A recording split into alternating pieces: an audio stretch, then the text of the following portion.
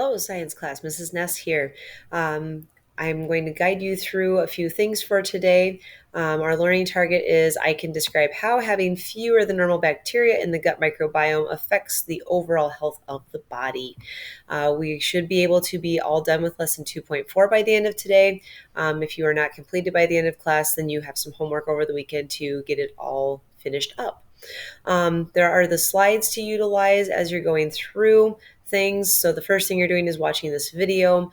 My primary focus is to help you with activity 2 because there was a couple of you that worked through it yesterday and it just seemed like you kind of missed what the point of the experiment was. So I'm going to discuss that more in detail, and then just kind of walk you through the other activities that you will see for today to work through. So for the second activity, it was an experiment that was to, first of all, compare the mouse gut microbiome to a human gut microbiome, and then looking at an experiment done with a group of 40 mice. Okay. And so, sorry, slides have to get there. Okay.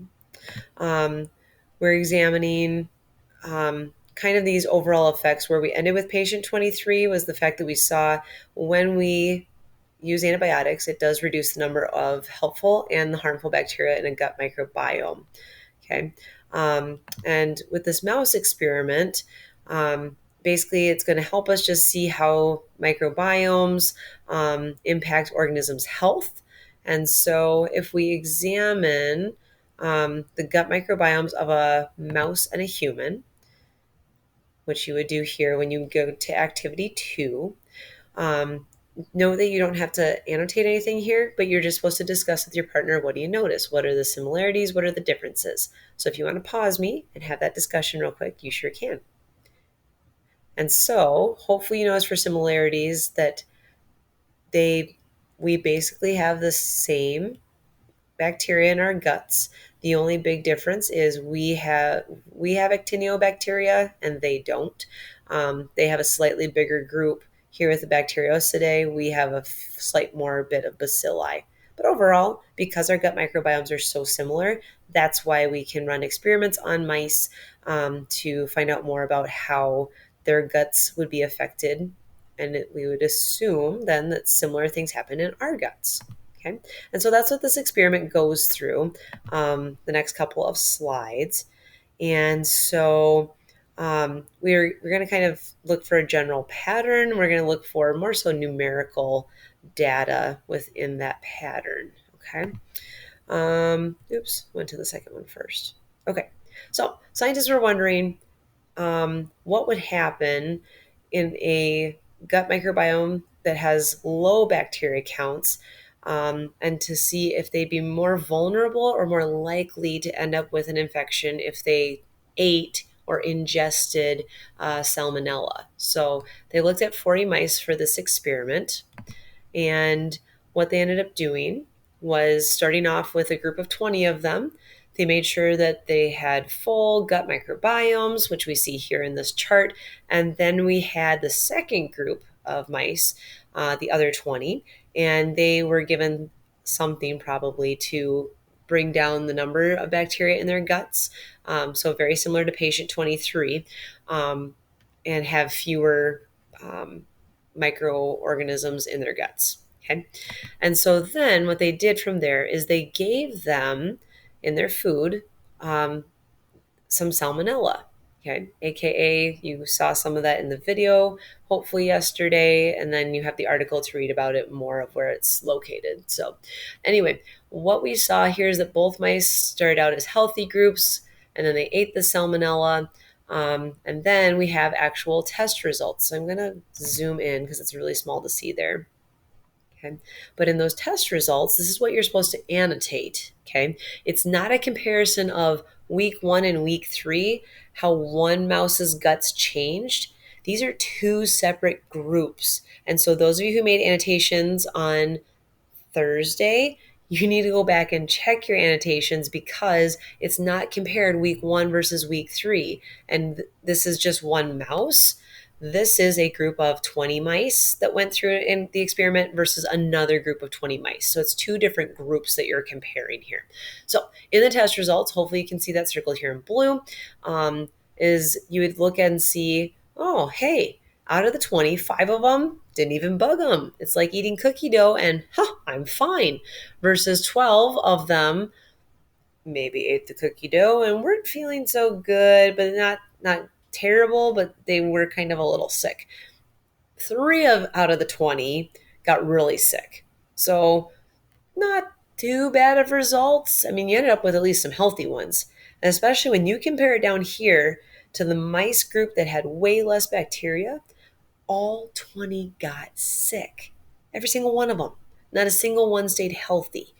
Okay, compared to at least you had 5 in the other group. Excuse me, I shouldn't say first. In the other group, at least 5 were healthy, and only 3 got really sick. So, kind of interesting to note that. So that's what I'm asking you to do here is to make annotations on the chart there about things that you notice like that. So again, just make sure it's not one mouse of here's week 1 to week 3. It's group versus group and how they were affected.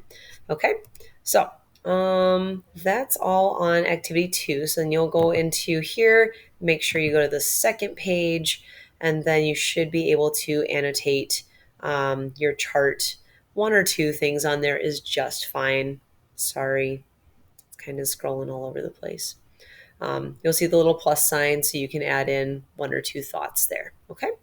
All right. Next, you're supposed to read about salmonella, and you're going to go ahead and annotate your article, and it gives you 2 questions to examine. So, by the way, in the checklist wise, I'm rolling right through. So, if you need to pause and go work on activity 2, pause, and then I'm going to move into activity number 3 here as step number 3 for the day. So, sorry, too many clicks.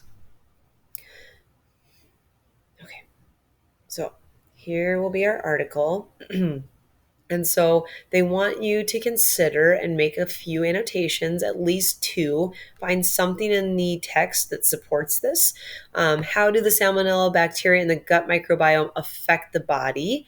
So, AKA, when they're in there, what happens to our bodies? Like, what are some maybe the symptoms that we experience? How do they do that?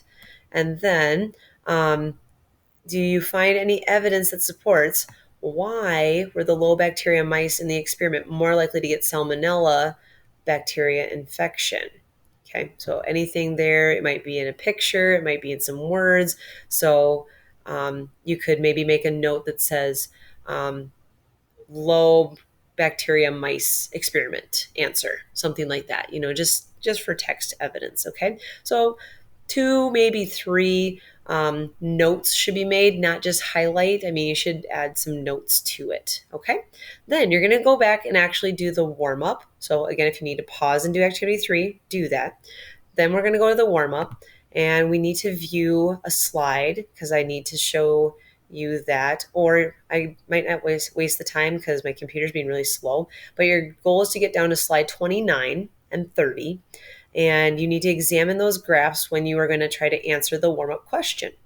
Okay. I know it's a warm-up and I'm doing it in the middle of the lesson, but that's because you'll see why. The things went together differently, in my opinion. So I'm not going to waste time trying to find slide 29. You need to go see slide 29 so that way you can answer the warm-up question because they're wondering, now what is the new bacteria in patient 23? And some of you have been wondering about a color in the chart, and we finally get to see the color in the chart. So I don't know if that'll pop up here or not. Oh, there we go. Hey. Remember, week 5 we're feeling good. Here's week 7. Uh-oh. He's lying in bed. That is not a good situation. So anyway, make sure you get the question answered. And I think you get to put in your thoughts about what is the effect that this is going to have on patient 23's health. You have doctor's notes, so you can talk about that pretty easily. Then you're going to actually skip and go do the homework. We're going to talk about activity 4 later when I'm back, so you can skip that. And homework is basically looking at the article of a new bacteria called C. difficile. Okay. If you choose to listen to the article, it's about 3 minutes. I am asking specifically for you to make at least 2 to 3 really good comments and connections to patient 23, mainly because it's part of our case study. Okay, so I've made some already in mine, just a couple things of, something kind of that I found goofy or ironic, or, reasons behind what I think is going to be good evidence, because you're going to have to come back to the chapter question about how can a fecal transplant cure a bacterial infection, right? Because it was all about spreading germs. And now we're going to talk about, well, maybe somebody actually needs this procedure done to actually help them get better. Okay. So, with that being said, that is the end of 2.4. So hopefully you get to that point today. And then just double check back through the other lessons, 2.2, 2.3. If you haven't gotten to any of those, I do plan to grade them this weekend. So, with that being said, if you have any questions, please send me an email. Work with your elbow buddy if you'd like to on things. And I wish that you have a wonderful weekend, and I should see you back on Monday. Take care, crew. Bye.